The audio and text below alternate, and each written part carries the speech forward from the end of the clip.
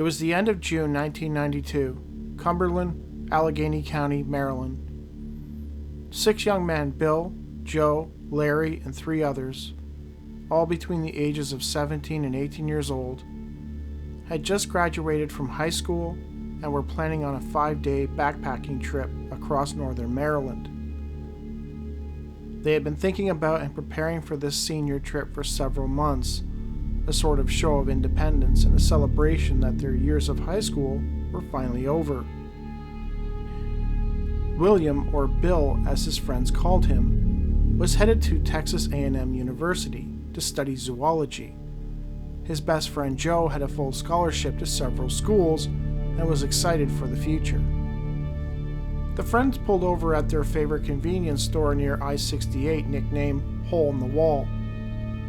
There they gathered the general food and supplies needed for their multi-day excursion. They eventually parked their vehicle on New Germany Road, about 5.5 miles from the intersection of Route 219 and Interstate 68. Then they hiked about a mile due east into the hills. They spent quite a while hiking in.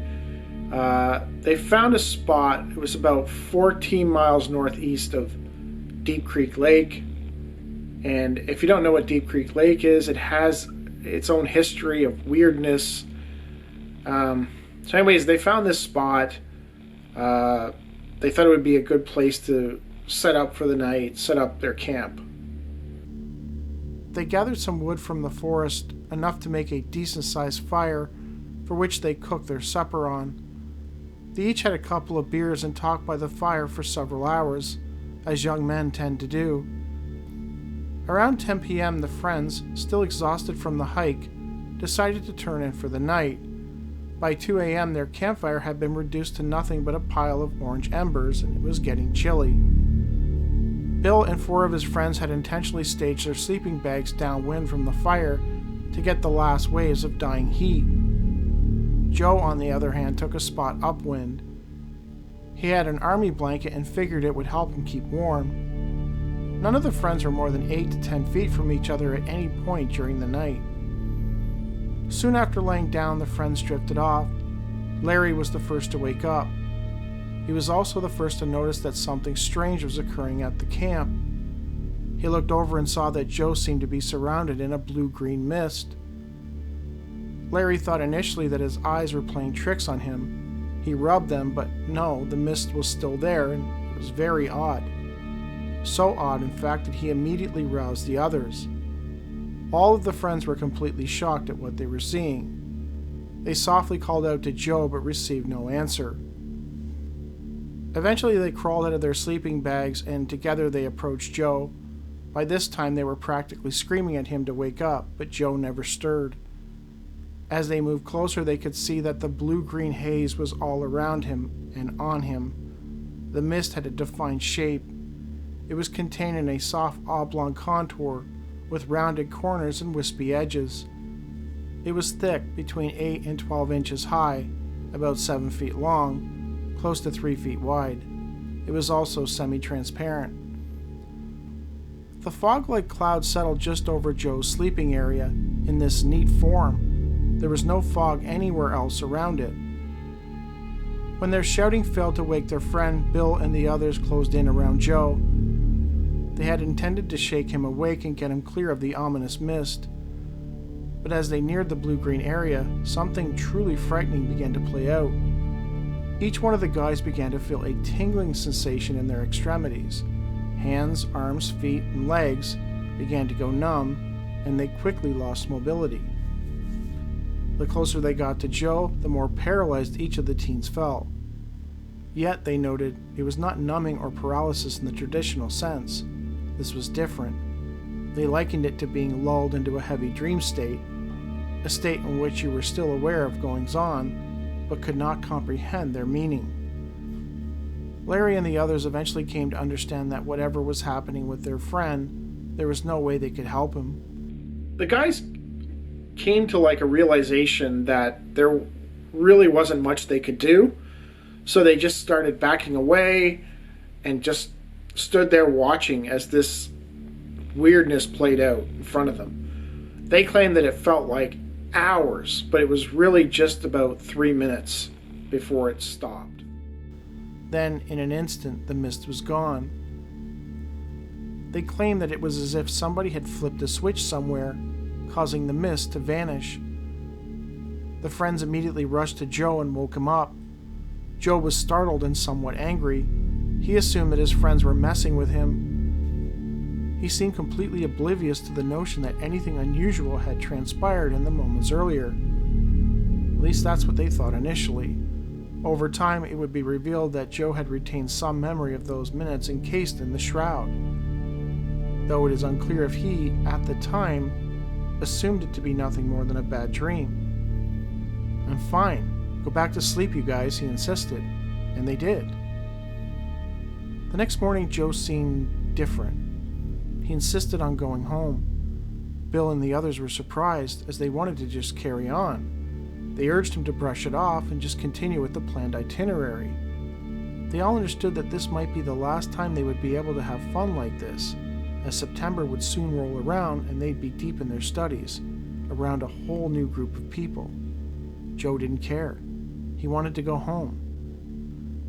Eventually, Joe's attitude put everyone in a dampened mood, and it was determined that they would indulge him and return home.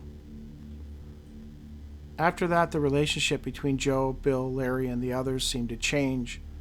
Up to that experience, Joe had always been full of life, good-natured, and friendly to everyone, including Bill, for whom he was the closest. They were nearly inseparable inside and outside of school, as they both had the same interests, which included mainly girls.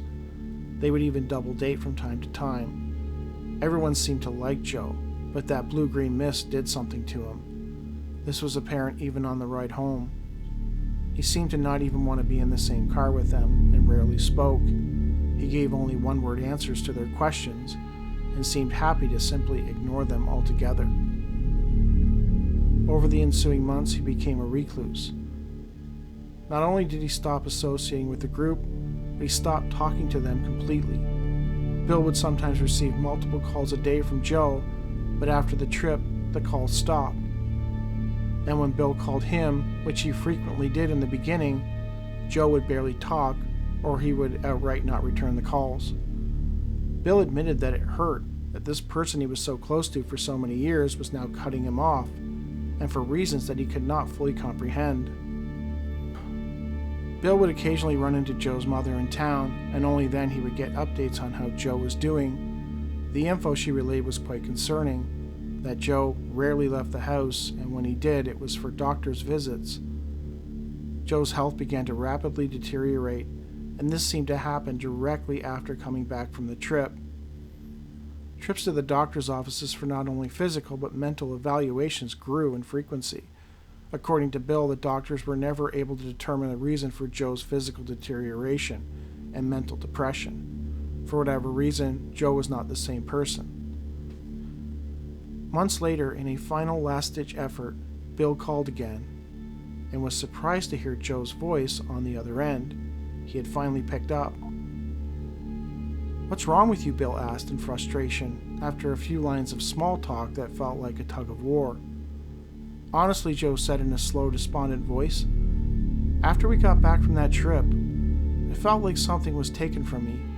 I can't describe exactly what it is, but that mist seemed to suck the soul right out of me. I feel like an empty vessel." Those were the last words Bill heard before the call was disconnected. Did Joe hang up on him? Bill called him right back, but there was no answer. Bill would never talk to his friend again. 3 months after the phone call, Bill got word that Joe had taken his own life.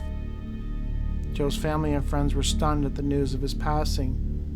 Bill was certain that Joe's rapid mental and physical decline was directly tied to the mysterious blue-green mist that had enveloped him during the camping trip in northern Maryland. Over time, the 5 friends became weary of speaking about that night with each other, and none of them spoke a word of it to anyone outside their circle. This included spouses, parents, relatives, and other friends. Something about that night just wasn't right, and all suspected that there was more to the story than any of them wanted to recall.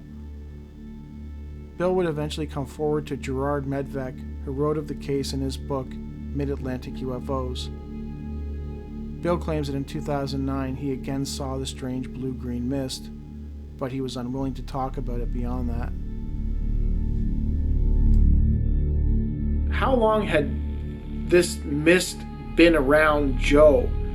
Like, how long had it played out before they actually woke up and realized it was happening? And what were they doing to Joe? It's never really defined what exactly happened to him, other than that he felt like he was drained of life or drained of his soul.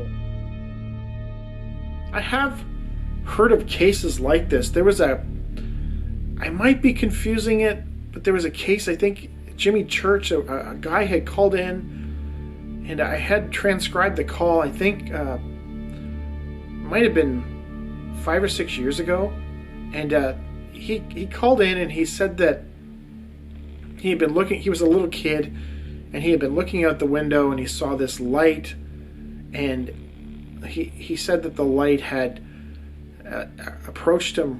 He was I think he was in a high-rise apartment, and he was looking out a window, and he said this light appeared, and he was looking at the light, and then all of a sudden it had come closer it had shot towards the window, and he was right in front of him outside the window, and he said that it did something to him, and he was quite disturbed by it. He I think he even broke into tears over the phone. That he said that this light was like doing something to him. It was reading him, and he said it was a horrifying experience, and he was obviously traumatized by it, because he was, like I said, I think he started crying during the call. So I've heard of these types of things happening, where they seem to suck the soul out of people.